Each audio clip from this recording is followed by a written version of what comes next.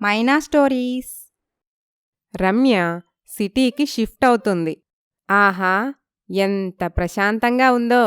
ఇక్కడ నాకు అడ్డు చెప్పేవాళ్ళెవ్వరూ లేరు. నేను నా ఇష్టం వచ్చినట్టు ఉండొచ్చు అని అనుకొని చాలా సంతోషంగా ఉంటుంది. మరుసటి రోజు కాలేజ్కి వెళ్తుంది. ఆ రోజు కాలేజ్ ప్రిన్సిపల్ క్లాస్ రూమ్కి వస్తుంది. అందరి మార్కులు చెక్ చేస్తుంది. ఆమె రమ్యతో, ఏంటి రమ్య, ఈ మార్క్స్ ఏంటి?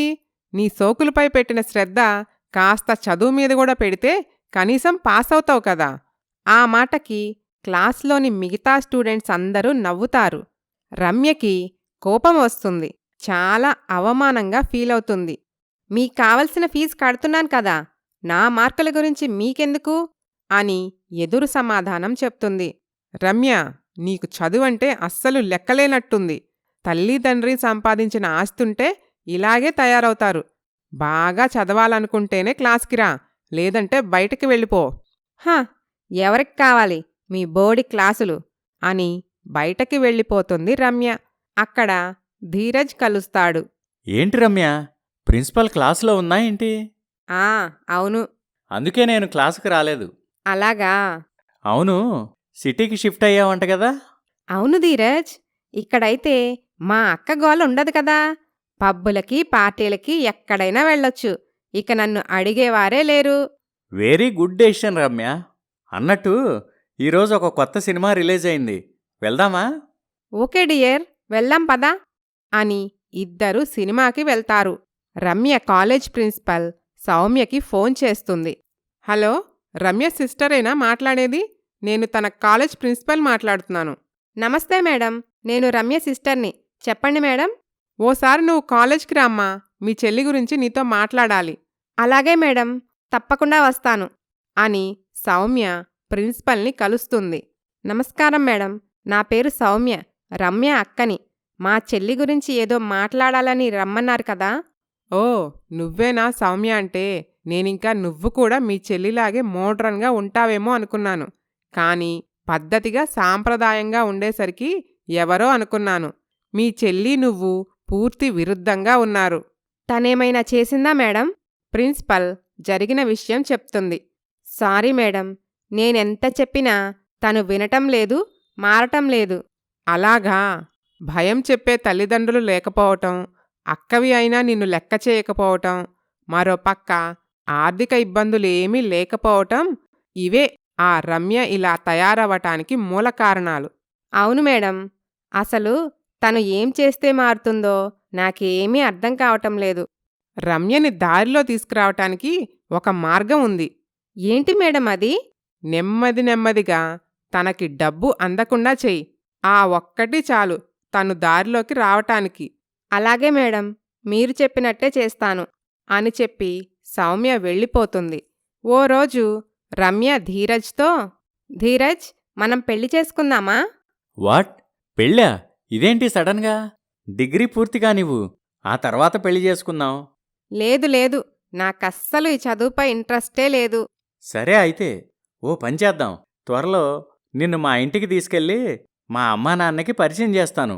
ఆ తర్వాత పెళ్లి విషయం వాళ్ళతో మాట్లాడతాను. ఓకేనా?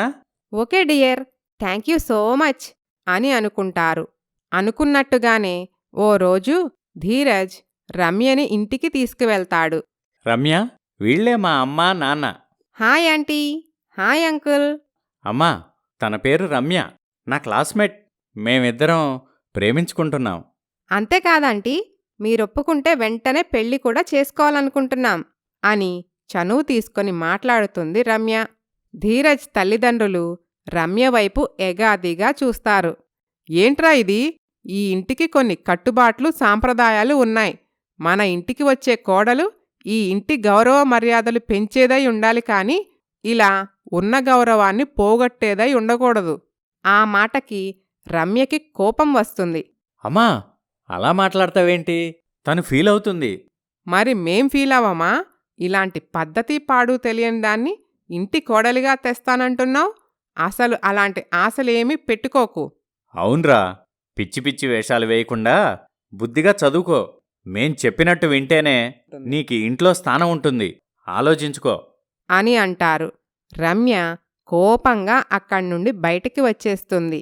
ఆమె వెనుకే ధీరజ్ కూడా బయటికి వస్తాడు. సారీ రమ్య, నా వల్ల నువ్వు మాటలు పడ్డావు.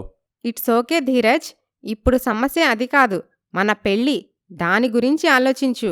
అదే, ఏం చేయాలో నాకేం అర్థం కావట్లేదు. ఓ పని చేద్దామా? ఏంటి రమ్య? నువ్వు కూడా నా దగ్గరికొచ్చేయ్, మనం కలిసుందాం. పెళ్లి కాకుండా కలిసుంటే చూసేవాళ్ళకి బాగుండదేమో రమ్య. అదేం లేదు ధీరజ్, ఈ కాలంలో ఎంతమంది అబ్బాయిలు అమ్మాయిలు లివింగ్ టుగెదర్లో ఉండటం లేదు చెప్పు. ఓకే అయితే, కొన్నాళ్లపాటు ఇద్దరం కలిసుందాం. అప్పటికి మనిద్దరి మధ్య లవ్ అండర్స్టాండింగ్ అలాగే ఉంటే పెళ్లి చేసుకుందాం, సరేనా? ఓకే ధీరజ్. అలా రమ్య ధీరజ్ ఇద్దరూ ఒకే ఇంట్లో లివింగ్ టుగెదర్గా ఉంటూ ఉంటారు. ఓ రోజు సౌమ్య కాలేజ్కి బయలుదేరుతుండగా వాళ్ళ బంధువు వరుసకి బాబాయ్ అయిన సుందరయ్య వాళ్ళింటికి వస్తాడు. ఎలా ఉన్నారమ్మా సౌమ్య? బావున్నాం బాబాయ్, మీరెలా ఉన్నారు? మా సంసార బాధ్యతలు చూసుకునేటప్పటికే సరిపోతుందమ్మా. అందుకే కనీసం అప్పుడప్పుడు కూడా రాలేకపోతున్నాను. పర్వాలేదులే బాబాయ్, అర్థం చేసుకోగలను. అయినా ఇప్పుడు మాకు ఏ ఇబ్బంది లేదు కదా. అమ్మా నాన్న లేకపోయినా వాళ్ళు సంపాదించిన ఆస్తి ఉండటం వల్ల మాకు ఏ లోటు లేకుండా జరుగుతుంది. ఓ రకంగా ఆ ధైర్యంతోనే మిమ్మల్ని చూడటానికి రాలేకపోయినా నా మనసుకి కాస్త నిమ్మళంగా ఉంటుంది. నేనెళ్ళి మీకు కాఫీ తెస్తాను బాబాయ్. వద్దమ్మా, వచ్చే దారిలో తాగే వచ్చాను. కాలేజీకి వెళ్తున్నట్టున్నావు? అవును బాబాయ్. ఇంకా ఎన్నాళ్ళు చదవాలమ్మా? ఈ ఎండాకాలంతో పూర్తవుతుంది బాబాయ్. తర్వాత ఏం చేద్దామనుకుంటున్నావమ్మా? జాబ్ చేస్తాను బాబాయ్. మరి పెళ్ళెప్పుడు చేసుకుంటావమ్మా? లైఫ్లో సెటిల్ అయ్యాక పెళ్లి చేసుకుంటాను బాబాయ్. అది కాదమ్మా, నాకు తెలిసిన ఓ అబ్బాయి ఉన్నాడు. చాలా మంచివాడు, నెమ్మదస్తుడు. నీకు సరైన ఈడు జోడు. ఇలాంటి సంబంధం మళ్ళీ మళ్ళీ దొరకదు. ఒక్కసారి అబ్బాయి ఫోటో చూడమ్మా అని అబ్బాయి ఫోటో సౌమ్యకి ఇస్తాడు. అబ్బాయి బానే ఉన్నాడు కానీ మరి నా జాబ్ సంగతి? చూడమ్మా, పెళ్ళయ్యాక మీ ఆయన్ని ఒప్పించి ఉద్యోగం చేసుకో. ఎవరు కాదన్నారు? నా మాట వినమ్మా.